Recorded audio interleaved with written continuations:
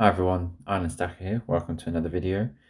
Today I wanted to just discuss if there was no implications with capital gains, etc., and you were able to buy gold coins from any country, regardless of, like I said, capital gains or anything along those lines, where would you buy your coins from? So there's a few countries that are the main sort of producers of gold coins. I know there are more bespoke places, but the main ones that I see coins for are obviously the UK, the US, Canada, Australia, South Africa, China, and then I'll throw Mexico in there as well. So those are the main ones. As I said, there's obviously ones that are there's other countries that have coin production. So I'll just have a quick run through the various different coins, and I'm interested to see what people think as to which coin they'd go for out of the various different options from these various countries. So we'll start with South Africa. So the Krugerrand, very well known coin. It was the world's first bullion gold coin. It's been around since um, before the before the start of the 1980s, and during that time in the 1980s, Krugerrands made up around 90% of the gold coin market. So the original OG, if you will, coin in terms of gold bullion. The design's obviously the Springbok and has remained the same ever since launch. I used to have a quarter ounce gold Krugerrand, which I sold. I know I've had silver ones in the past as well, which I no longer have based on my strategy for buying gold over silver, but that's a different topic. So we've got South Africa. We'll then have a quick look at the States. So there's two obviously main coins for the States. So they've got the gold eagle and the buffalo. So I think people probably buy more eagles than buffaloes. So the eagles obviously 22 carats, made up with 3% silver and just over 5% copper. Uh, the buffaloes are 24 carats.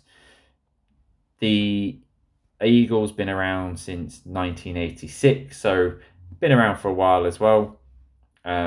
The design changed recently with the eagle being more of a close up portrait of the eagle rather than the older designs that have the eagle more.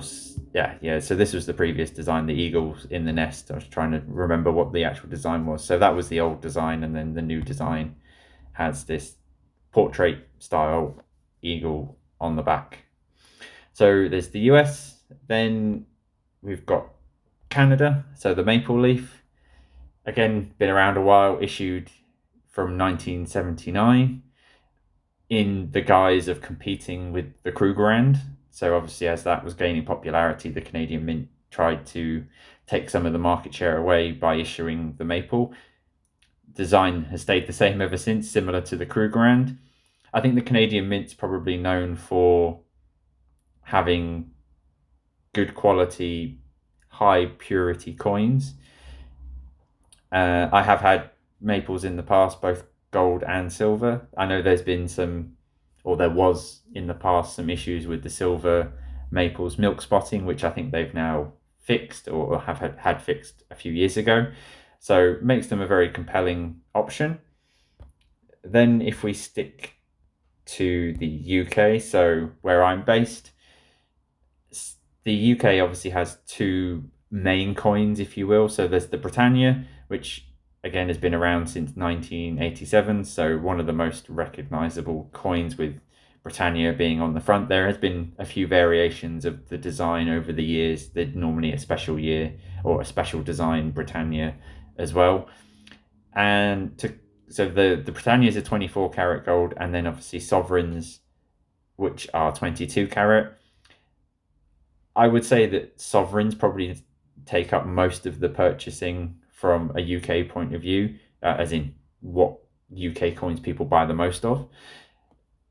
I have multiple sovereigns. I have had Britannias in the past and are good quality coins, especially now with the updates with the security features. So you can see hopefully on here the hologram in the small circle down by the base of the trident and the dimpled wavy background behind Britannia, which is again another security feature.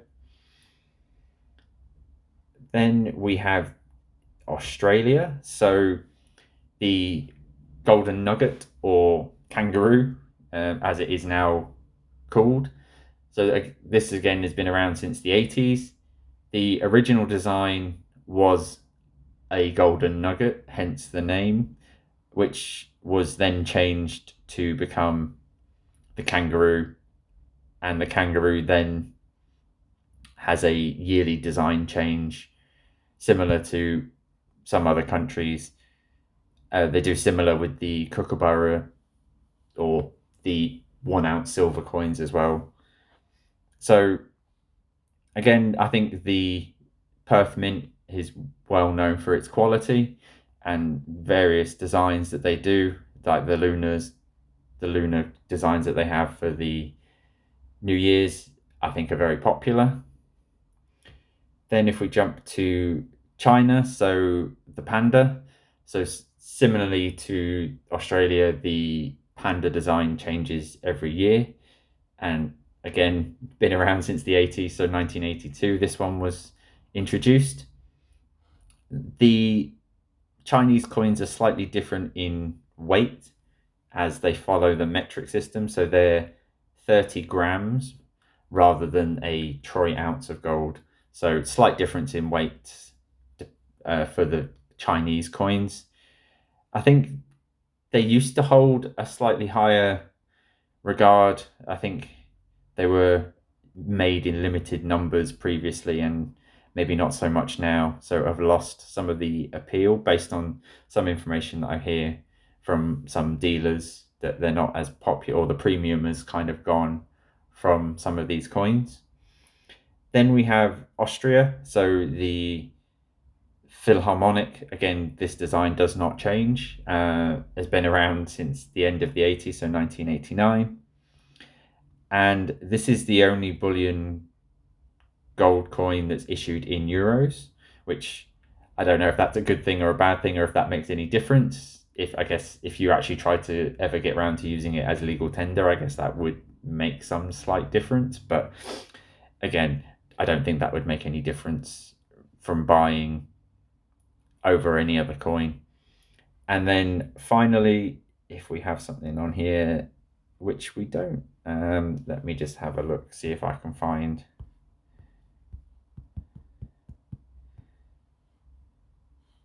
If I can spell, which I can't. And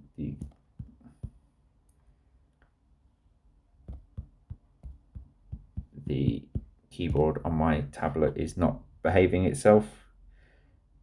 So I'll just pick one of these on, let's see where we can find one from. No, I'll just use this one, for example, from eBay. So just to give you an idea, the Libertad, which features the same design, which again is from the 80s, so 1981, the Libertad was minted or been started minting from. So this one has some limited mintages, which makes some of them more desirable than others. So it's just a roundup of the various world gold coins that are available. So if, like I said, there was no barriers to owning one coin over the other, where would people buy their coins from? Would you stick with your home location? So for example, for me, that would be Sovereigns and Britannias, or would you buy from another mint? I know, say, for example, the Royal Mint doesn't have the best reputation for quality. whereas somewhere like the Canadian Mint or the Australian Mint has a much higher, I believe, perceived quality of coin. So I would like to have the option. Like, I know capital gains is one of those things in the UK that causes contention, but given the choice, I would probably go Canadian Mint or the Australian Mint. But because of CGT, I stick with the UK just because it makes things easier should I ever come to sell. But if there was no barriers, I'd probably go Canada or Australia and build my coin base based on that. As I said, let me know which country you would buy your coins from if there was no limits, or if I've missed any countries that you think would make a better or more viable option. Let me know down in the comments below. Thanks very much for watching again, and I will catch you all on the next one. Cheers.